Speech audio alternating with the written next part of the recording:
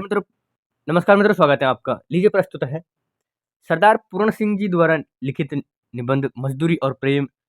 हिंदी साहित्य UGC net में ये संकलित है और भी बड़ी-बड़ी परीक्षाओं में इसको शामिल किया जाता है। तो जैसा कि आप देख पा रहे हैं, ये चित्र है सरदार पूर्ण सिंह जी का। निबंध ज़्यादा बड़ा नहीं है, हम इसे कम ही भागों में प्रस्तुत करने की कोशिश करेंगे और इस निबंध को छोटे-छोटे भागों में भी प्रस्तुत किया गया है। ठीक है, तो आइए जानते हैं क्या लिखा है सरदार पूर्ण सिंह जी ने मजदूरी और प्रेम नामक निबंध में। यूजीसी नेट की परीक्षा की दृष्टि से बहुत ही महत्वपूर्ण है, इसलिए निबंधों का आपको जान लेना अति आवश्यक है। देखिए, यह पहला शीर्षक है हल चलाने वाले का जीवन, ठीक है? यानी किसान का जीवन। देखिए, हल चलाने वाले और भेड़ चराने वाले प्राय स्वभाव से ही साधु होते हैं। हल चलाने वाले अपने शरीर का हवन किया करते हैं। खेत उनकी हवनशाला है, उनके हवन कुंड की ज्वाला की किरणें चावल के लंबे और सफेद दाने के रूप में निकलती है। गेहूं के लाल-लाल दाने इस अग्नि की चिराग चिंगारियों की डालियाँ सी है। मैं जब कभी अनार के फूल और फल देखता हूँ तब मुझे बाग के माली का रुधिर याद आ जाता है। उसकी मेहनत के कण ज़मीन में गिर उठे हैं और हवा तथा प्रकाश की सहायता से मीठे फलों के रूप में नज़र आ रहे हैं। किसान मुझे अन्न के ने फूल में, फल में आहुति हुआ सब दिखाई पड़ता है। कहते हैं ब्रह्माहुति से जगत पैदा हुआ। अन्न पैदा करने में किसान भी ब्रह्मा के समान है। खेती उसके ईश्वर का केंद्र है।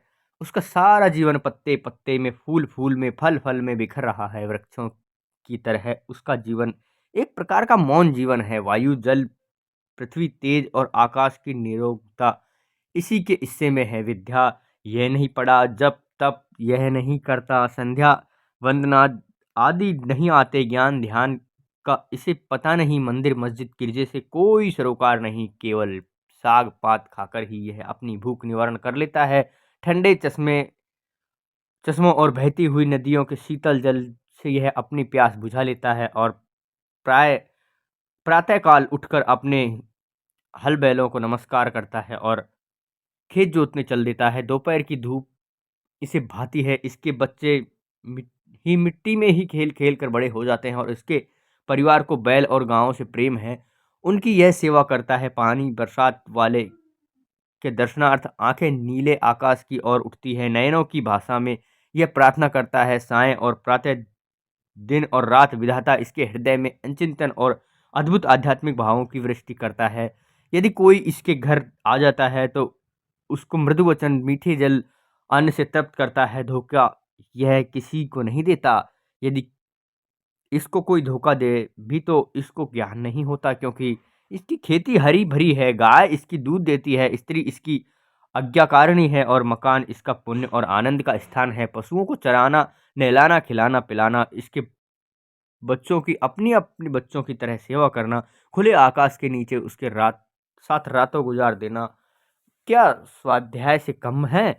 दया, वीरता और प्रेम जैसा इन किसानों में देखा जाता है, अन्यत्र मिलने का नहीं। गुरु नानक ने ठीक कहा है, भोले भाव मिले रघुराई। भोले भाव किसानों को ईश्वर अपने खुले दीदार का दर्शन देता है। उनकी फूस की छतों में से सूर्य और चंद्रमा छन छन कर उसके बिस्तरों पर पड़ते हैं। ये प्रकृति के जवान साधु हैं। जब कभी मैं इन बेमुकुट के गोपाल के दर्शन करता हूँ तो मेरे सिर स्वयं ही झुक जाता है। जब मुझे फकीर के दर्शन होते हैं तब मुझे मालूम होता है कि नंगे सिर, पैर पांव, एक टोपी सिर पर, एक लंगोट कमर में, एक काली कमली कंधे पर, एक लंबी लाठी हाथ में लिए हुए, गांवों का मित्र, बैलों का हंजोली, पक्षियों का हमराज, महाराजाओं का अन्नदाता, बादशाहों का ताज पहनने वाला और सिंहासन पर बिठाने वाला, भूखों और नंगों को पालने वाला, समाज के पुष्पोद्यान का माली और खेतों का वाली कहा जा रहा है। ठीक है, तो ये किसान के बारे में है। इसमें मित्रों कतई झूठ नहीं है। कहने का मतलब कोई इसमें कल्पना जैसी बात नहीं है। निबंध में जो कुछ है बिल्कुल सच्चाई है और आप भावुकता से पढ़ेंगे तो आपको बहुत ही झकझोरने वाला एक निबंध है। आप ये समझ सकते हैं आज की दिन में हमारे किसानों की क्या दशा है। देखिए, ये किसान की दशा थी। अब मतलब किसान असल में क्या होता है, और अब गडरिये की दशा है। अब देखिए आप गडरिये का जीवन क्या है। गडरिये का जीवन, एक बार मैंने एक बुढ़े गडरिये को देखा। घना जंगल है, हरे हरे वृक्षों के नीचे उसकी सफेद ऊन वाली भेड़ें अपना मुंह नीचे किए हुए कोमल पत्तियां खा रही है। गडरिया बैठा आकाश की ओर दिख रहा है। ऊन काटता जाता है, उसकी आंखों में प्रेम लाली छाई हुई है। वह निरोगता की पवित्र मदिरा से मस्त हो रहा है। बाल उसके सारे सफेद है, और क्यों न सफेद हो, सफेद भेड़ों का मालिक जो ठहरा, परंतु उसके कपोलों से लाली फूट रही है। बर्फानी देशों में वह मानो विष्णु के समान क्षीर सागर से में लेटा है। उसकी प्यारी स्त्री उसके पास रोटी पका रही है। उसके दो जवान कन्याएं उसके साथ जंगल जंगल भेड़ चराती घूम रही है। अपने माता पिता और भेड़ों को छोड़कर उन्होंने किसी और को नहीं देखा। मकान इनका बेमकान है, घर इनका बेघर है। ये लोग बेनाम बेपता है। किसी के घर कर में नहीं घर बैठता, इसके इरादे फानी में।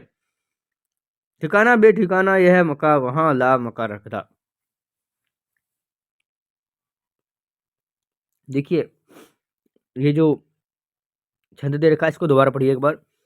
किसी के घर में मैं, किसी के घर कर में मैं घर बैठना, इस दारे फानी में बिठा, ठिकाना बेठिकाना और मकां वर ला मका रखना। इस दिव्य दरबार को कुटी की जरूरत नहीं। जहां जाते हैं एक घास की झोपड़ी बना लेते हैं। दिन को सूर्य को, रात को तारागण इनके सखा है। गडेरे की कन्या पर्वत के शिखर के ऊपर खड़ी सूर्य का अस्त होना देख रही है। उसकी सुहान सुनहली किरणें इसके लिए लावण्यमय मुख पर पड़ती है, और यह सूर्य को देख रही है और वह इसको देख रहा है। हुए थे आंखों के कल इशारे, इधर हमारे इधर तुम्हारे, चले थे अशकों के क्या फवारे, इधर हमारे उधर तुम्हारे। ये शेराना अंदाज में है। भूलता कोई भी नहीं। सूर्य उसकी युवावस्था की पवित्रता पर मुग्ध है, और वह आश्चर्य के अवतार सूर्य की महिमा के तूफान में पड़ी नाच रही है। इसका जीवन बर्फ की पवित्रता से पूर्ण और वन की सुगंधित से सुगंधित है। इसके मुख और शरीर के अंतःकरण सुपेद, इनकी बर्फ पर्वत और भेड़ें सुपेद है। अपनी सुपेद भेड़ों में यह परिवार शुद्ध सुपेद ईश्वर के दर्शन करता है, जो खुद खुदा को देखता है।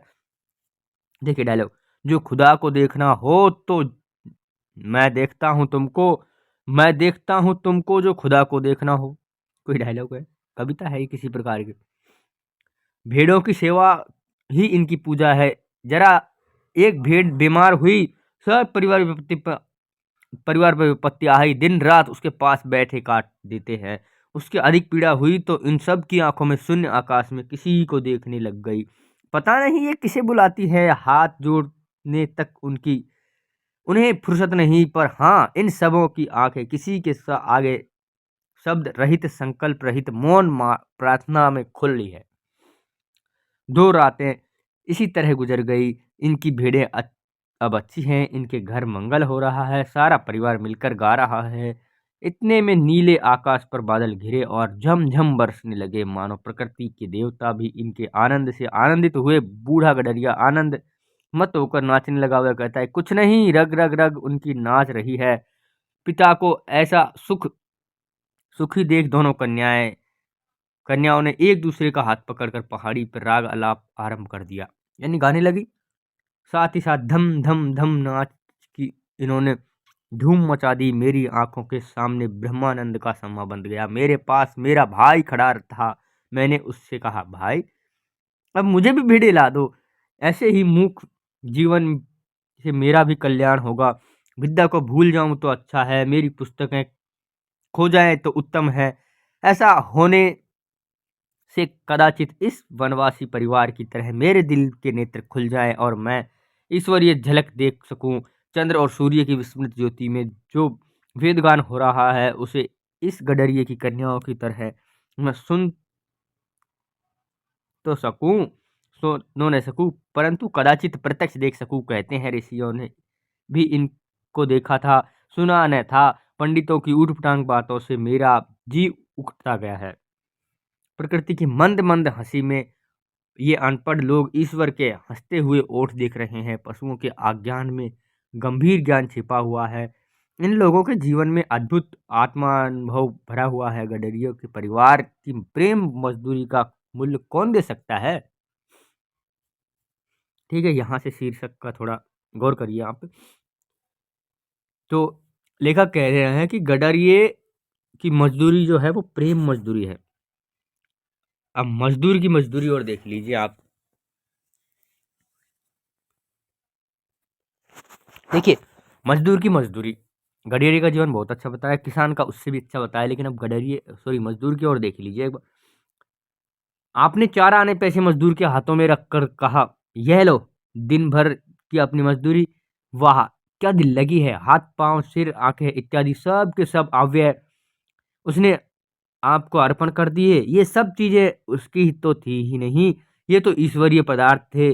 जो पैसे आपने दिए वे भी आपके न थे, वे तो पृथ्वी से निकली हुई धातु के टुकड़े थे, अतः वे ईश्वर के निर्मित थे। मज़दूरी का ऋण जो तो परस्पर की प्रेम सेवा से चुकता है, अन्न धन देने से नहीं। वे दोनों ही ईश्वर के हैं। अन्न धन वही बनाता है, जल भी वही देता है। एक जिल्द सास ने मेरी एक पुस्तक की जिल्द बांध दी। मैं तो इस मजदूर को कुछ भी नहीं दे सका, परंतु उसने उम्र भर के लिए एक विचित्र वस्तु मुझे दे डाली। जब मैंने कभी अपनी पुस्तक को उठाया, मेरे हाथ जिल्द साद के हाथ पर जा पड़े। पुस्तक देखते ही मुझे जिल्द साद याद आ जाता। वह मेरे आमरण मित्र हो गया, परंतु पुस्तक हाथ में आते ही मेरे अंतःकरण में रोज भर्त मिलाप का सा समा बन जाता। जिल्द का मतलब होता है सिलाई करना, और सिलाई कुछ इस प्रकार से होती है जैसे आजकल वाइंडिंग कहते हैं हम लोग, उसको जिल्द कहा जाता है पहले। ठीक है।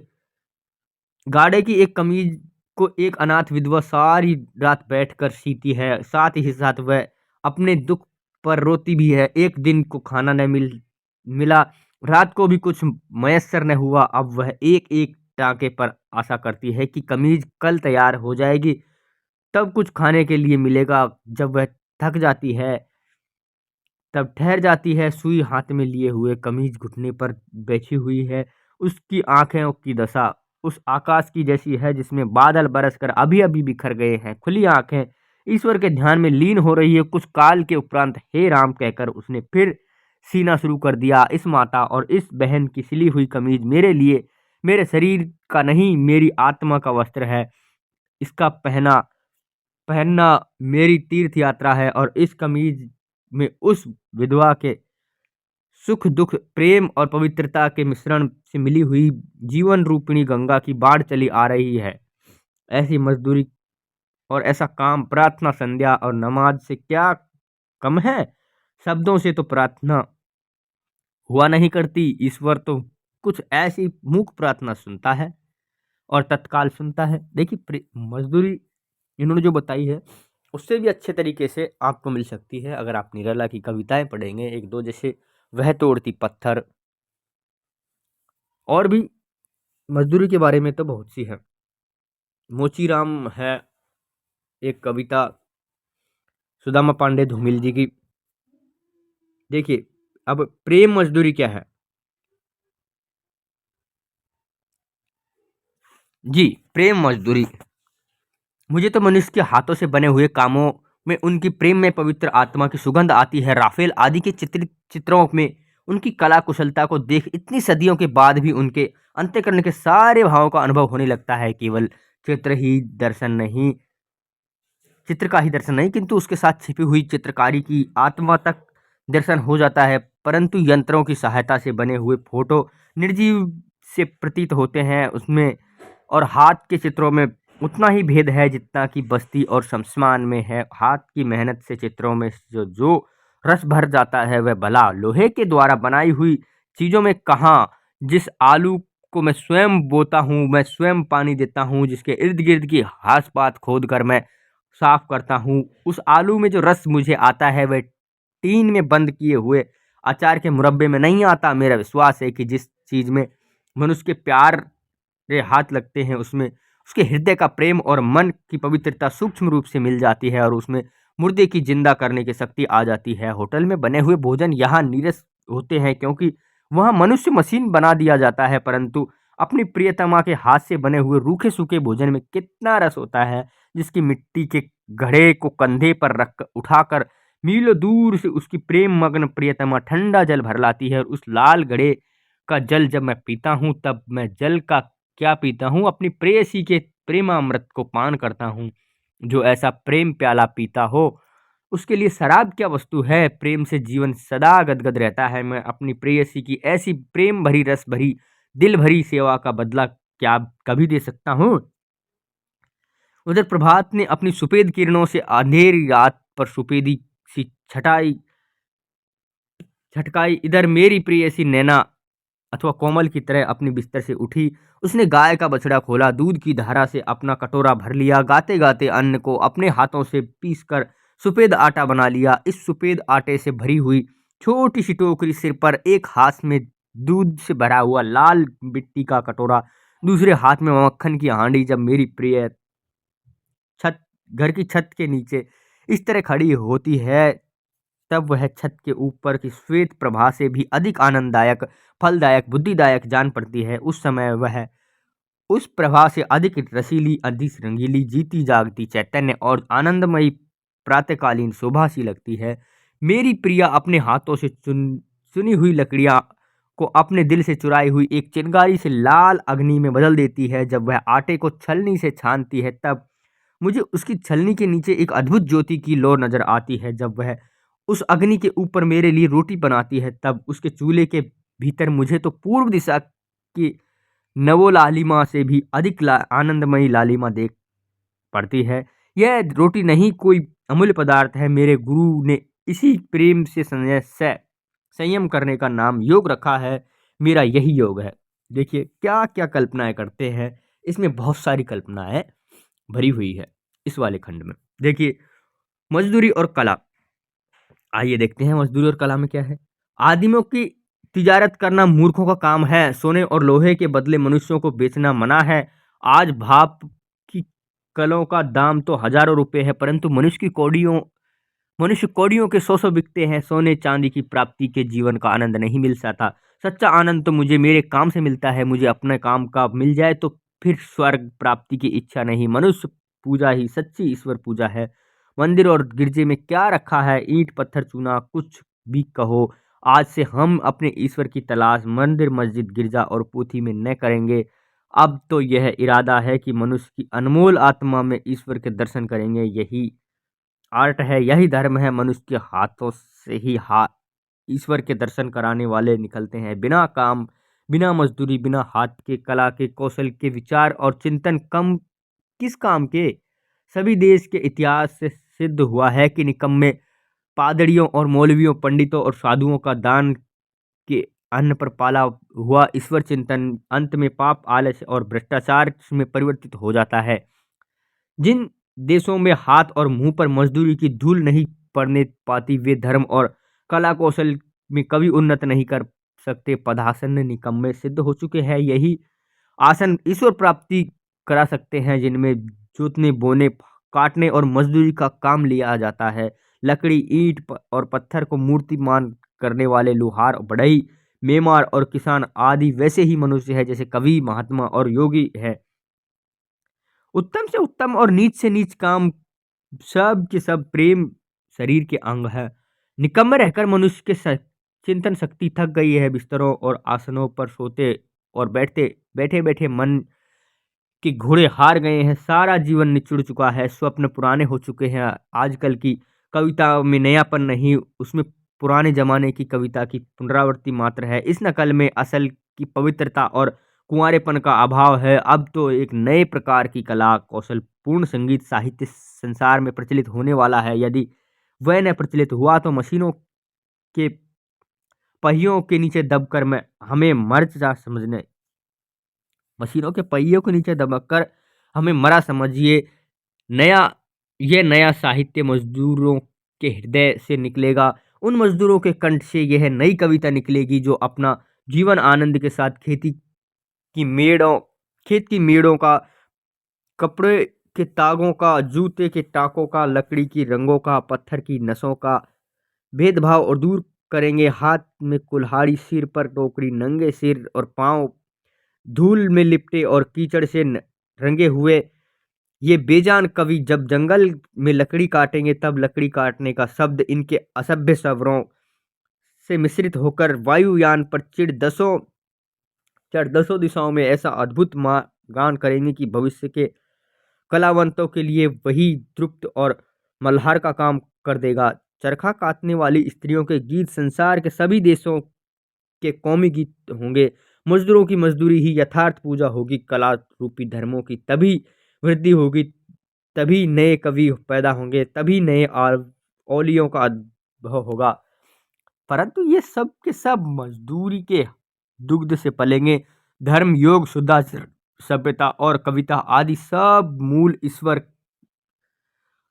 सब मजदूर ऋषियों के उद्यान में प्रफुल्लित होंगे। देखिए, ये भी कवि की एक कल्पना, सब ये भी लेखक की एक कल्पना के रूप में है। ऐसा आजकल हो नहीं रहा है, ये सत्यता है। ऐसा होना चाहिए, लेकिन ऐसा इसमें से कम 5% भी नहीं हो रहा है। आप सब जानते हैं कि अभी थोड़े दिन पहले क्या हुआ था किसानों और मजदूरों के साथ में। देखिए, मजदूर और फकीरी, अब क्या है मजदूरी और फकीरी में क्या समानता, क्या अंतर है? देखिए, मजदूरी और फकीरी का महत्व थोड़ा नहीं। मजदूरी और फकीरी मनुष्य के विकास के लिए परमावश्यक है। बिना मजदूरी किए फकीरी का उच्च भाव शिथिल हो जाता है।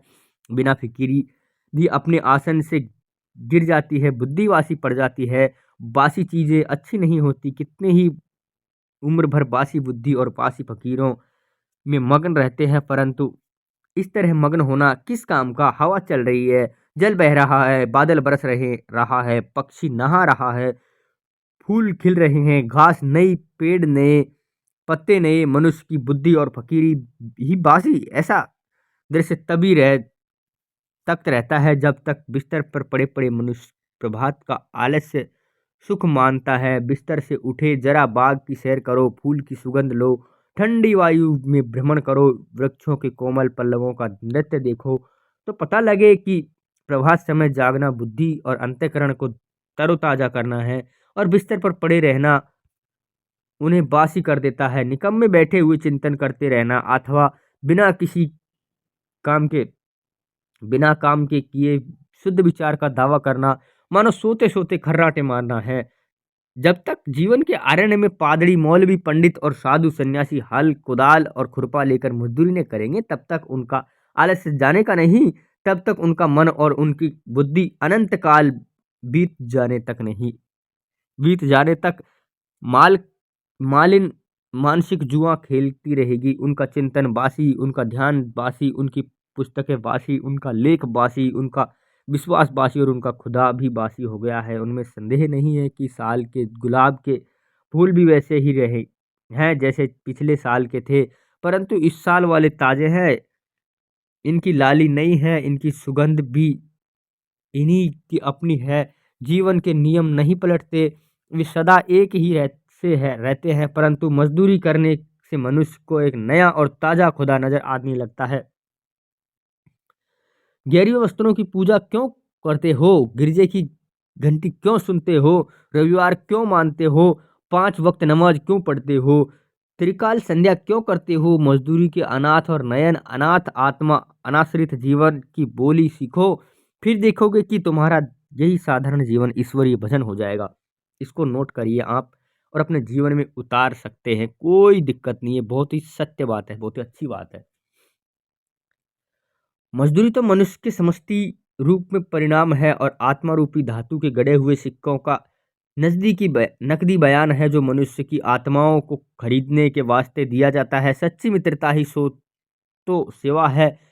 उसमें मनुष्य के हृदय पर सच्चा राज हो सकता है। जाति पाति, रूप रंग और नाम धाम तथा बाप दादे का नाम पूछे बिना ही अपने आप को किसी के हवाले कर देना प्रेम धर्म का तत्व है। जिस समाज में इस तरह के प्रेम धर्म का राज्य होता है, उसका हर किसी को बिना उसका नाम धाम पूछे ही पहचानता है, क्योंकि पूछने वाले का कुल और उसकी जात वही होती है जो उसकी जिसे वह मिलता है। वह सब लोग एक ही एक माता से पैदा हुए भाई बहन हैं। अपने ही भाई बहनों के माता पिता का नाम पूछना क्या पागलपन है, इसे कम समझा जा सकता है।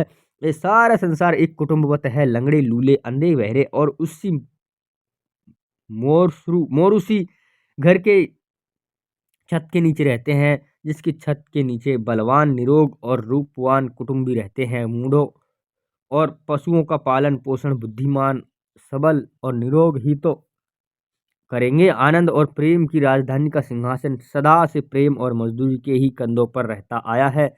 कामना सहित होकर ही भी मजदूर निष्काम होती है, क्योंकि मजदूरी का बदला ही नहीं निष्काम कर्म के लिए जो उपदेश दिए जाते हैं उनमें अभावशील वस्तु स्वभावपूर्ण मान ली जाती है। पृथ्वी अपने ही अक्ष पर दिन रात घूमती है। यह पृथ्वी का स्वार्थ कहा जा सकता है, परंतु उसका यह घूमना सूर्य के इर्द गिर्द घूमता तो है, और सूर्य सीधी सी इर्द गिर्द घूमना सूर्यमंडल के साथ साथ आकाश में एक सीधी लकीर पर चलता है। अंत में इसको गोल चक्कर खाना सदा ही सीधा चलना, इसमें स्वार्थ का अभाव है। इसी तरह मनुष्य की विविध कामनाएं उसके जीवन को मनो उसके स्वार्थ रूपी धुरे पर चक्कर देती है, परंतु उसका जीवन अपना तो है ही नहीं।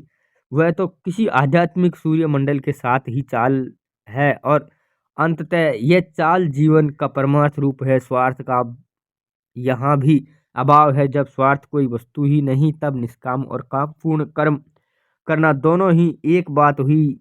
इसलिए मजदूरी और फकीरी का अन्योन्याश्रम संबंध है। मजदूरी करना जीवन यात्रा का आध्यात्मिक नियम तो है।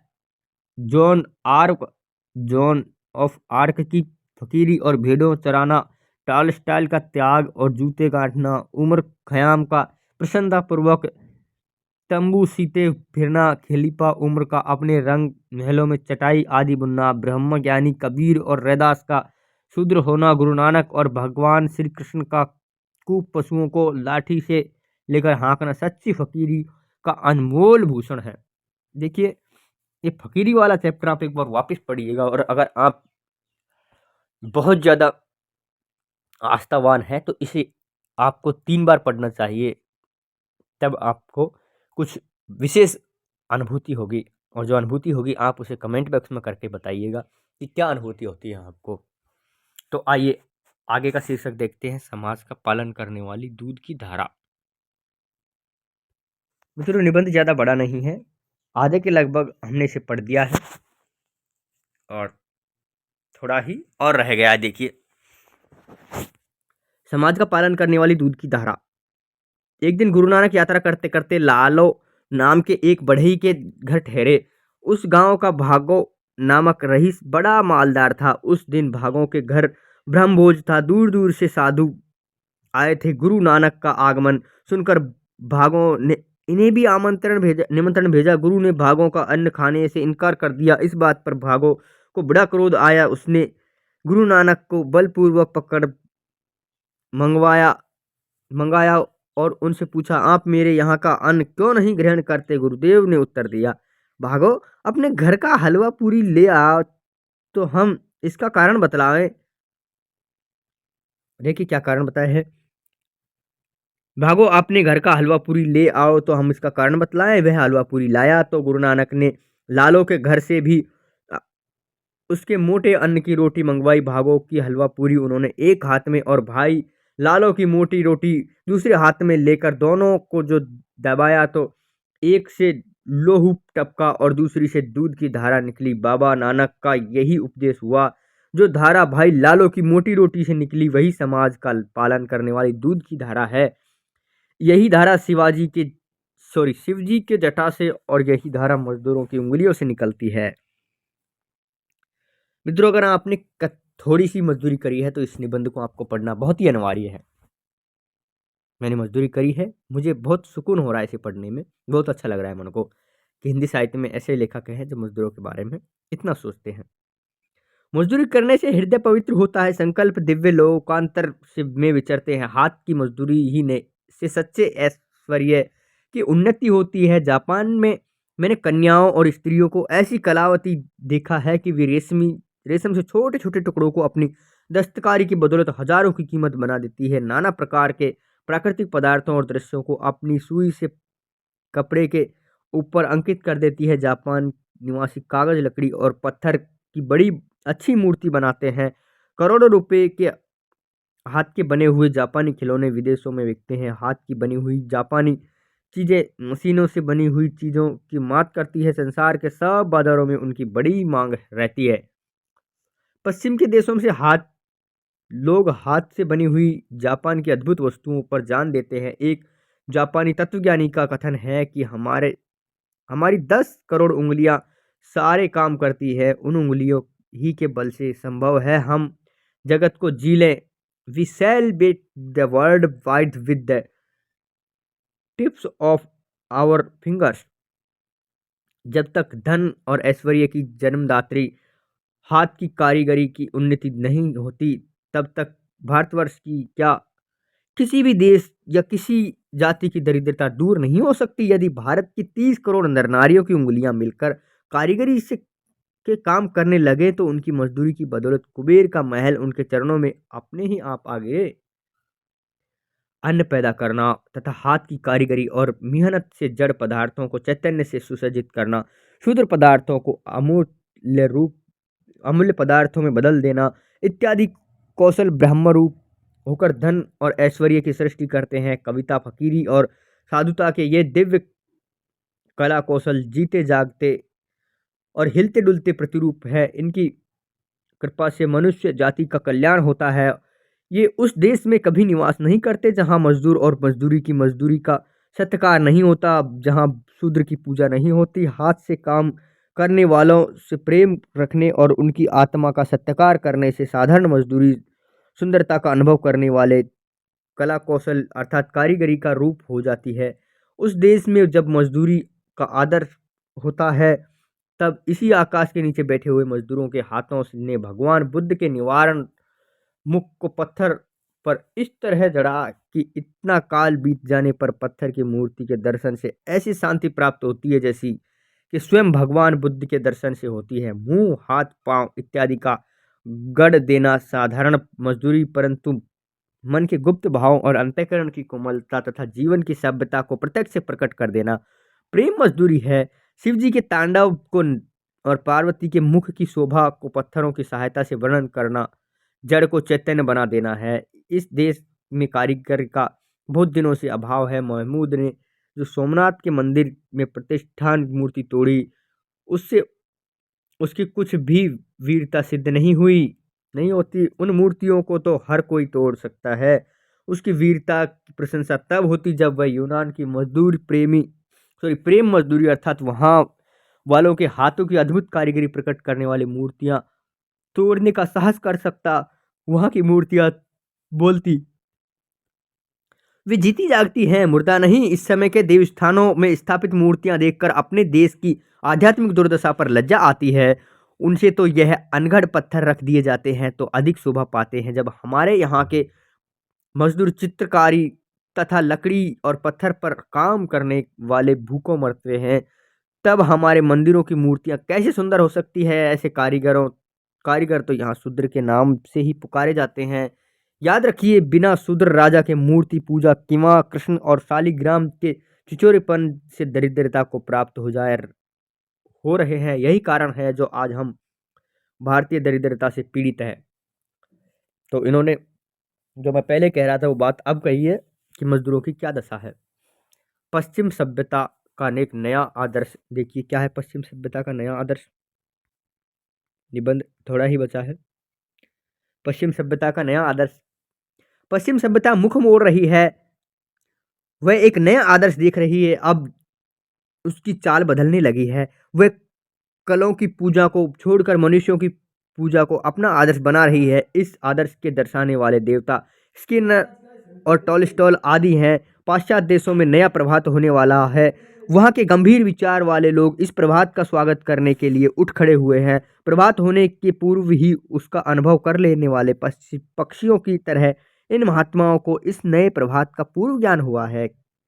और हो क्यों ना, इंजनों के पहियों के नीचे दबाकर वहाँ के लोग भाई बहन नहीं नहीं नहीं उसकी सारी जाति पिस गई उसके नीचे।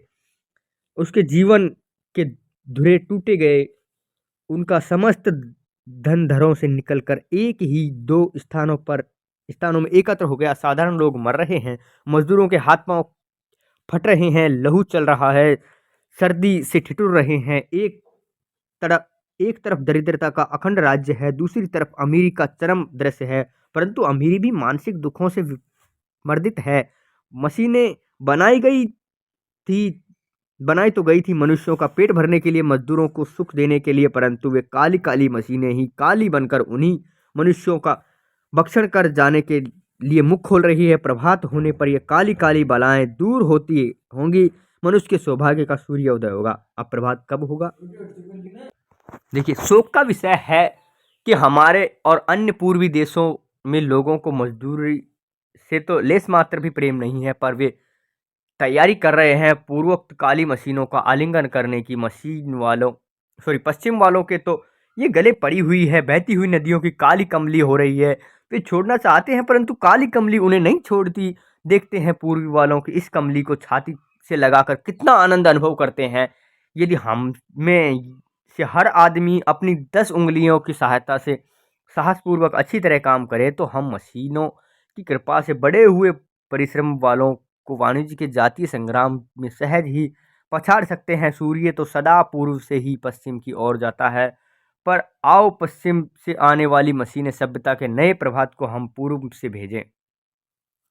इंजनों की वही मजदूरी किस काम की जो बच्चों, स्त्रियों और कारीगरों को ही भूखा नंगा रखती है और केवल सोने, चांदी, लोहे आदि धातुओं का ही पालन करती है। पश्चिम को विदित हो चुका है कि मनुष्य का दुख दिन भर बढ़ता है। भारतवर्ष जैसे दरिद्र देश में मनुष्य के हाथों की मजदूरी के बदले कलों से काम लेना काल का डंका बजाना है होगा। दरिद्र प्रजा और भी दरिद्र होकर मर जाएगी, चेतन से भी चेतन वृद्धि होगी।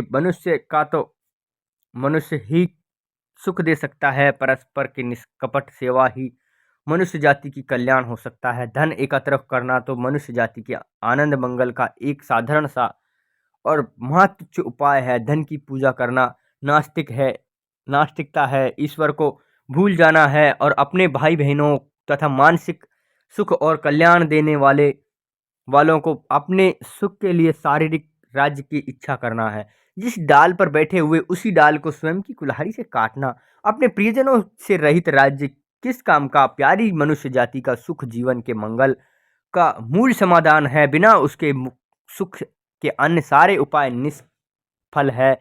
धन की पूजा से ईश्वर, तेज, बल और पराक्रम नहीं प्राप्त होने का। चैतन्य आत्मा की पूजा से ही ये पदार्थ प्राप्त होते हैं। चैतन्य पूजा से ही मनुष्य के प्रेम मग्न हृदय, निष्कपट मन की मित्रतापूर्ण नेत्रों से निकलकर बहती है। तब वही जगत में सुख के खेतों को हरा भरा और प्रफुल्लित करती है और वहीं उनमें फल भी लगाती है। आओ, यदि हो सके तो टोकरी उठाकर कुदाली हाथ में ले लें, मिट्टी खोदें और अपने हाथ से उसके प्याले बनावें। फिर एक एक प्याला घर में कुटिया में रख आवें और सब लोग उसी में मजदूरी का प्रेम पात्र पान करें। एक छंद है अंत में, है रीत आशिकों की तन मन निसार करना, सोना सितम उठाना और उनको प्यार करना। तो देखिए, ये निबंध था मजदूरी और प्रेम। निबंध कैसा लगा आप अवश्य बताइएगा। अगर इस निबंध ने आपके हृदय को थोड़ा भी भावुक किया है तो आप कमेंट बॉक्स में अवश्य कमेंट करिए और अपनी राय पेश करिए कि इस निबंध में और कुछ क्या होना चाहिए, या फिर ऐसा कह सकते हैं कि इसमें कुछ छूट गया है। तो ऐसा लगेगा कि आपको साहित्य की परख है। तो मिलते हैं अगली वीडियो में। आपका ये निबंध पूरा हो चुका है, सरदार पूर्ण सिंह जी का मजदूरी और प्रेम।